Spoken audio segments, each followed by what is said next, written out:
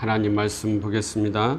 하나님 말씀은 예레미야 35장인데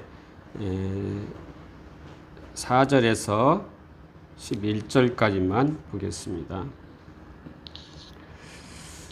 여호와의 집에 이르러 익다라의 아들 하나님의 사람 하난의 아들들의 방에 들었는데 그 방은 고관들의 방 곁이요 문을 지키는 살롬의 아들 마세야의 방 위더라. 내가 레갑 사람들의 후손들 앞에 포도주가 가득한 종지와 술잔을 놓고 마시라 권하매 이들이 이르되 우리는 포도주를 마시지 아니하겠노라. 레갑의 아들 우리 선조 요나답이 우리에게 명령하여 이르기를 너희와 너희 자손은 영원히 포도주를 마시지 말며 너희가 집도 짓지 말며 파정도 하지 말며 포도원을 소유하지도 말고 너희는 평생 동안 장막에 살아라. 그리하면 너희가 머물러 사는 땅에서 너희 생명이 길리라 하였으므로 우리가 레갑의 아들 우리 선조 요나답이 우리에게 명령한 모든 말을 순종하여 우리와 우리 아내와 자녀가 평생 동안 포도주를 마시지 아니하며 살 집도 짓지 아니하며 포도원이나 밭이나 종자도 가지지 아니하고 장막에 살면서 우리 선조 요나답이 우리에게 명령한 대로 다 지켜 행하였노라. 그러나 바벨론의 느부갓네살 왕이 이 땅에 올라왔을 때에 우리가 말하기를 갈대아인의 군대와 수리아인의 군대를 피하여 예루살렘으로 가자 하고 우리가 예루살렘에 살았노라. 아멘.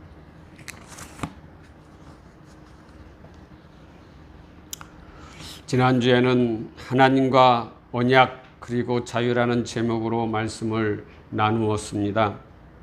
언약은 히브리어로 베리트라고 하였지요. 그 뜻은 삶과 죽음의 약정이라고 하였습니다. 그러니까 짐승이 죽어 둘로 쪼개지듯이 언약을 지키지 않으면 그렇게 된다는 약정이지요. 하나님의 언약에 대해서 이스라엘은 심판을 받게 된 것입니다. 즉 하나님과 언약을 저버리고 언약을 파기함으로 이스라엘 남유다 왕국이 BC 586년에 예루살렘이 함락되어 완전 초토화되어서 멸망이 되고 전쟁 중에 살아남은 유대인들은 바벨론으로 포로로 잡혀가게 되었던 것이지요. 결국 하나님과 언약을 맺고 이를 이행하지 않고 언약을 파기한 이스라엘은 결국 바벨론에 의해서 멸망하게 되었던 것입니다. 이것을 쪼갠 고기 사이로 지나가는 언약의 행위에서 구약의 이스라엘은 결국 짐승이 갈라지는 현상, 죽음을 맞이하게 되었던 것이지요. 하지만 하나님은 새로운 약속, 새로운 언약을 새로 맺는 것입니다. 이것이 예수 그리스도라고 하였죠. 예수 그리스도가 십자가에 못 박혀 죽음으로 그 흘리신 피로 세상의 모든 죄를 멸하시고 부활하심으로 십자가의 복음으로 영원한 생명을 주시겠다는 하나님의 약속, 이 약속이 새 언약인 것입니다. 지금은 새 언약의 시대라고 하였죠. 예수님이 십자가에서 우리 죄를 담당하시고 죽으심으로 우리를 구원의 길로 인도하셨습니다. 그리고 부활 승천하시어 성령님을 우리에게 보내시고 지금도 우리와 함께 하십니다. 그리고 우리를 하나님의 백성으로 완성해 나가고 계십니다. 마지막 때가 되면 다시 예수님께서 가신 모습 그대로 이곳에 임하신다고 약속하셨지요. 그때가 심판의 날입니다. 심판의 날에 죄가 없다면 자유할 것입니다. 마치 노예가 주인에게서 해방된 것처럼 기쁨이 충만할 것입니다. 그러므로 저와 여러분은 예수로 말미암아 새 언약의 시대에 죄에서 해방되어 자유를 누리는 성도가 되어야 된다고 지난주에 말씀을 나누었습니다. 오늘은 신앙의 지조라는 제목으로 말씀을 나누겠습니다. 오늘 본문 말씀 34장에 이어서 35절의 말씀을 계속 이어서 보겠습니다. 35장은 여호와김 시대인 BC 609년에서 598년에 선포된 말씀입니다. 원래는 예루살렘 함락 직전의 말씀이어야 하는데 갑자기 여호와김 시대의 말씀이 기록된 것은 유다 멸망 사건과 밀접한 관계가 있기 때문입니다. 본장의 내용은 네갑 족속의 모범을 통해서 여호와김의 패역한 행위가 유다의 멸망이 불가피하다는 것을 보여주기 위해서 기록된 말씀이지요. 먼저 1장에서 11절은 조상 요나답의 교훈에 철저히 순종하는 네갑 족속의 모범적인 모습을 기록하고 있습니다. 그리고 12절에서 16절은 이미 죽어버린 조상의 교훈을 철저히 준수하는 네갑 족속과는 달리 당신의 종을 부지런히 보내어 권면하시는 살아계신 하나님의 명령을 끝까지 무시하며 불순종하는 유다를 책망하는 내용으로 기록되어 있습니다. 그리고 17절에서 19절은 하나님께서 하나님의 명령에 불순종하는 유다 백성들에게는 재앙을, 조상의 교훈을 성실히 준수하는 네갑 족속에게는 축복을 내리실 것을 선포하고 있는 내용의 말씀이지요. 잠시 에레미야서를 기록한 이 에레미야 선지자에 대해서 이야기하면 그의 삶과 메시지는 하나님의 말씀에 의해서 형성되었다는 것입니다. 하나님이 에레미야에게 말씀하시면 이를 가슴에 품고 기도하며 생각했습니다. 그 말씀이 자신에게 완전히 녹아들 때까지 묵상하였습니다.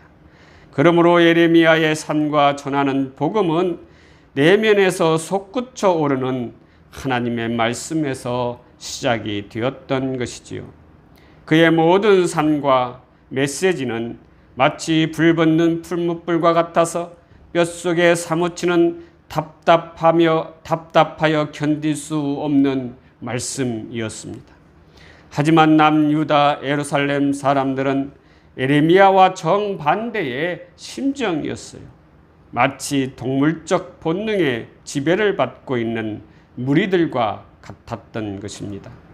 많은 사람들이 옳다고 하면 그것이 진리인 양 그것들을 믿고 따라갔던 것입니다.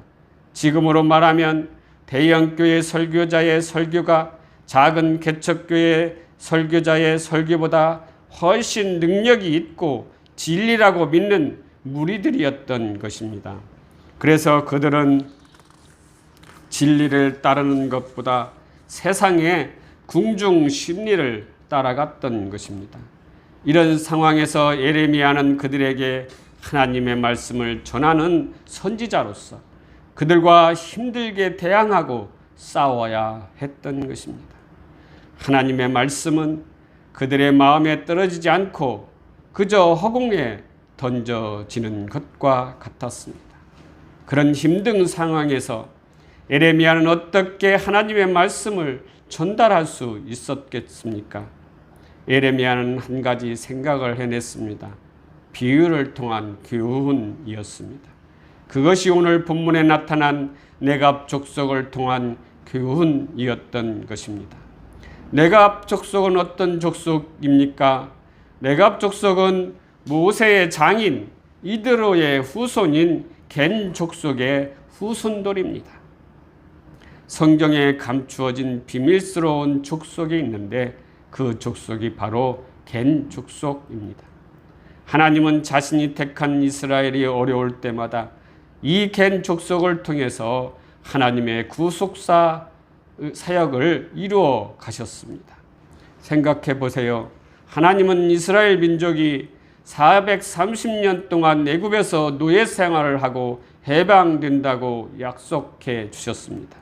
그런데 하나님 보시기에 노예에서 해방된 그 많은 백성들을 이끌 지도자가 없었습니다. 그래서 모세를 택하였는데 당시에 모세는 40세였고 이 모세도 하나님 보시기에 지도자로서는 불합격이었습니다.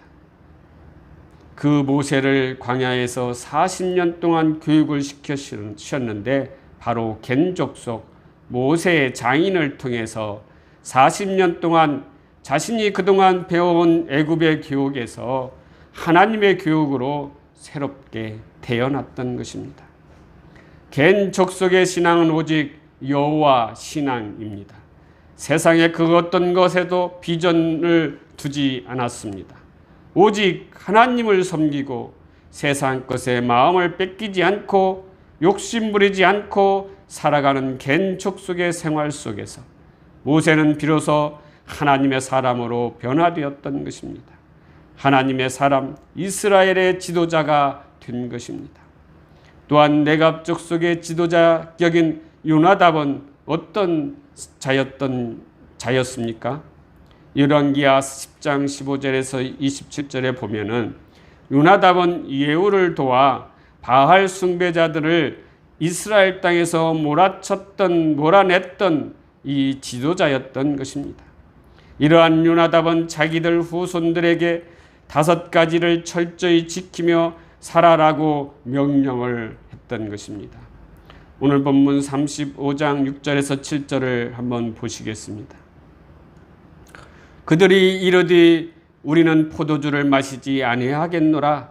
레갑의 아들 우리 손주 요나답이 우리에게 명령하여 이르기를 너희와 너희 자손은 영원히 포도주를 마시지 말며 너희가 집도 짓지 말며 파종도 하지 말며 포도원을 소유하지 말고 너희는 평생 동안 장막에 살아라. 그리하면 너희가 머물러 사는 땅에서 너희 생명이 길리라. 이 말씀에서 요나답은 후손들에게 규례로 철저히 지키라고 명령합니다. 그러면서 그렇게 하면은 머물러 사는 땅에서 생명이 길다라고 말씀하고 있습니다. 그 명령이 무엇입니까? 첫째는 포도주를 마시지 말라는 것입니다. 둘째는 집도 짓지 말라는 것이지요. 셋째는 파종도 하지 말라. 넷째는 포도원을 소유하지 말라. 다섯째는 평생 동안 장막에 살아라 라는 말씀입니다. 네갑 족속들은 요나답이 명령한 즉 조상의 명령과 규례를 철저하게 지키며 살았습니다. 예레미야 시대까지 250여 년 동안 요나답이 명령한 규례를 지켜왔던 것입니다. 다시 말하면 그들이 믿고 있는 하나님과 그의 조상들이 명령한 신앙의 지조를 철저히 지켜왔던 것이지요. 또한 네갑 족속들은 철저한 야훼 숭배자들이었습니다. 그러나 팔레스타인들은 바알 숭배를 하는 동산을 짓는 자들이었지요. 그래서 네갑 족속들은 바알 예식에 물든 농사법을 멀리하라는 가르침을 전수했던 것입니다. 그리고 도시에서 떨어져 장막에 살아라 라는 가르침은 도시의 생활이 가나안 쪽의 부도덕성으로 더럽혀진 삶을 의미하기 때문에 도시에서 떨어져 장막에 살아라 라고 하였던 것입니다. 그래서 이들은 광야의 삶을 살아갔던 것이지요. 도시의 화려한 삶을 버리고 빈곤의 삶으로 도시의 편안한 삶을 버리고 고난의 삶을 택하고 살아왔던 것입니다. 지금도 이스라엘 땅에 겐 족속의 후손들이 남아있다고 합니다. 베두인족이 바로 겐 족속의 후손들이라는 것입니다. 그들은 약 6만 명이 지금도 광야를 떠돌며 천막을 치고 양을 키우며 살고 있는데 이스라엘 정부에서는 관광객들이 보기에 국가적 수치라고 해서 이 베두인들에게 아파트를 지어 정착하게 해 주었다고 합니다. 그런데 이들은 아파트에 양들을 채우고 자신들은 여전히 천막에 살았다는 것입니다. 그러므로 정부도 이들의 삶을 그대로 두었다는 것이지요. 하지만 11절에 그들이 광야에서 살지 않고 예루살렘에서 살았다고 합니다. 11절을 보시겠습니다. 그러나 바벨론의 느부갓네살 14살 왕이 이 땅에 올라왔을 때 우리가 말하기를 갈대아인의 군대와 수리아인의 군대를 피하여 예루살렘으로 가자 하고 우리가 예루살렘에 살았노라. 그래서 하나님은 예레미야에게 말씀하고 있지요. 그들을 불러서 포도주를 마시우라고 권면하라는 것입니다. 그래서 예레미야는 네갑 족속들을 모두 성전으로 초청을 하였습니다. 탁자 위에는 포도주가 가득 담긴 큰 병들이 놓여 있었습니다. 예레미야는 잔을 높이 들고 건배를 제안하지요. 그리고 히브리어로 르하임, 즉 삶을 위하여라고 외쳤습니다. 그러나 네갑인들은 머리를 흔들었습니다. 그리고 예의를 갖추어 예레미야에게 말합니다. 진심으로 감사합니다. 하지만 사양하겠습니다. 저희들은 포도주를 마시지 않습니다. 아니, 지금뿐만 아니라 영원히 그럴 것입니다.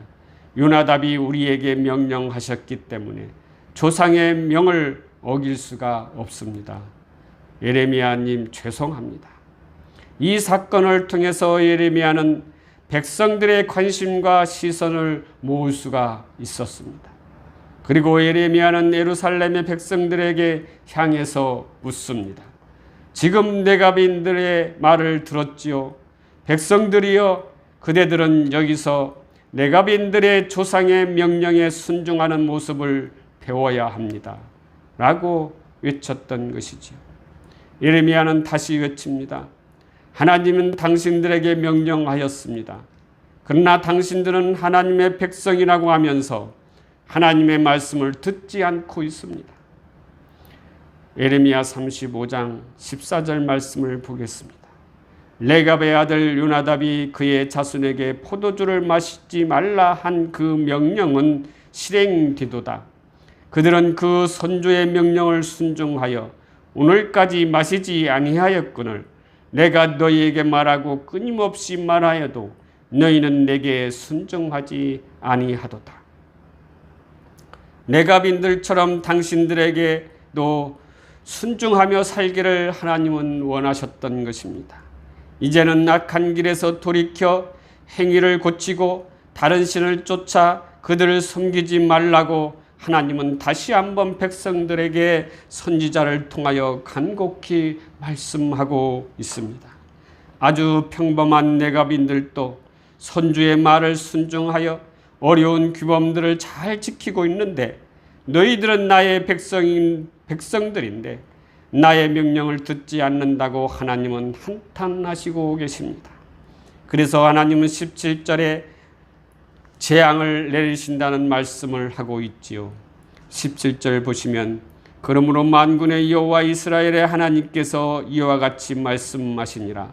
보라, 내가 유다와 예루살렘의 모든 주민에게 내가 그들에게 대하여 선포한 모든 재앙을 내리리니 이는 내가 그들에게 말하여도 듣지 아니하며 불러도 대답하지 아니함이니라 하셨다. 이처럼 예레미야는 레갑인들이 광야에서 살아가는 것을 칭찬하는 것이 아니라 이들이 청빈의 삶을 살아가는 것을 좋아하는 것이 아니라 이들이 선조들의 신앙의 지조를 지키며 살아가는 삶을 칭찬하였던 것입니다. 그들은 선조들의 말씀에 깊이 뿌리를 내리고 일관된 삶을 살고 있었습니다. 요나답이 명령한 법규에 대한 철저한 순종의 삶을 그들은 살아가고 있었습니다. 네갑인들의 법규는 참으로 비현실적인 법규들이었지만 남을 의식하지 않고 자신의 삶을, 자신의 지조를 철저히 지키며 살아왔던 것입니다. 그래서 예레미야는 그들의 충성심과 변함없는 지조를 칭찬하고 하나님은 그들을 축복하였던 것이지요. 그러나 순종하지 않은 유다 백성들에게는 재앙을 내리셨던 것입니다. 사랑하는 성도 여러분, 레갑인들처럼 하나님의 명령을 잘 순종하고 지키고 있습니까? 아니면 이스라엘 백성들처럼 하나님의 말씀을 순종하지 않고 듣지도 않고 있습니까? 자신을 돌아보십시오. 진정 하나님의 백성으로 말씀에 순종하고 있는지 말입니다. 하나님을 믿는 신앙의 지조를 지키고 신앙생활을 하고 있는지 자신을 돌아보아 이제는 돌이켜 회개하는 저와 여러분이 되시기를 주님의